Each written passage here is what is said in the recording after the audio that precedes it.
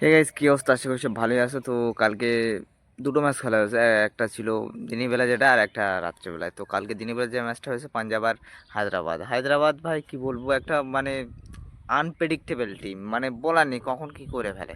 তো কালকে 6 ওভারে এরা করে 105 রান, টেবু সেট আর এদিকে অভিষেক শর্মা।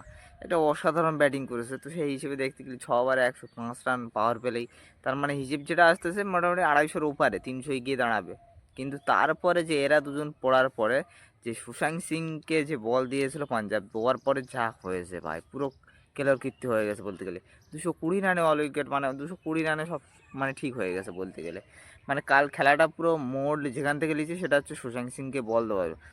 সবাই কম বেশি জানে যে এ তো ব্যাটসম্যান, তো হ্যাঁ ব্যাটসম্যান, সে পার্ট টাইম বলও করে।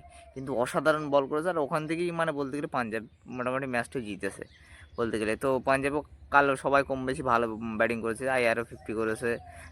মোটামুটি কম বেশি কাল পাঞ্জাব ভালোই করেছে, তো পাঞ্জাব জিতে গেছে বলতে গেলে। হায়দ্রাবাদের ব্যাড লাক চলছে। তো ও এখন কি করার আছে, আর কিছু করার নেই। কলকাতার মতো যতই রান করুক বোলিং সাইডেই হেরে যায়, বোলিং সাইড খুবই খারাপ। আর রাত্রে যে ম্যাচটা হয়েছে সিএসকে আর দিল্লি, তো সিএসকে বলতে গেলে অসাধারণ খেলা খেলেছে। দুটো বান্দা বলতে গেলে, এক তো মোটামুটি কী বলবো 22 মাত্রে তাকে রিটায়ার্ড আউট করে তুলে নিয়েছে। আর দ্বিতীয়ত যেটা হচ্ছে সঞ্জু স্যামসন, 115 রানিং বড় ইনিংস, 3 ম্যাচে রান 1 ম্যাচে বলতে গেলে। অসাধারণ ব্যাট করেছে, 220 টার্গেট দিয়েছে। এ না সরি, ভুল হচ্ছে, 220 না, 200 সম্ভবত 10 না কি একটা হবে, এই আছে দেখে নিও তোমরা। তো অসাধারণ মোটামুটি কী বলবো খেলা সঞ্জু স্যামসনের। আর দ্বিতীয়ত বলতে গেলে দিল্লি রান পায়নি বলতে গেলে, একমাত্র একজনই রান করেছে, সেটা হচ্ছে ওই স্ট্রোপিট, এর নাম উচ্চারণ করতে পারিনি, এই আছে দেখো 60 রান করেছে। তো মোটামুটি খেলা দিল্লি মোটামুটি সেই আগের মানে দুটো ম্যাচ যেরকম দিল্লির দেখলাম সেই পারফরমেন্স আর নেই দিল্লির, বলতে নেই বলতে গেলে এখন আর আসছে না।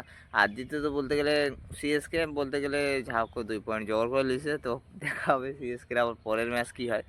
তো কলকাতার মতো এদের সবই লাখে আসে না কো। আর হায়দ্রাবাদের কথা যদি বলো, ও তো লাখেই পায় না কো। মানে ব্যাটিং দুর্দান্ত, বোলিং বেকার। কলকাতার মধ্যে যাচ্ছে তাই বোলিং হায়দ্রাবাদের। এত সুন্দর ব্যাট করলো অভিষেক শর্মা, মানে কি বলবো 74 রান বানিয়েছে 28 বলে।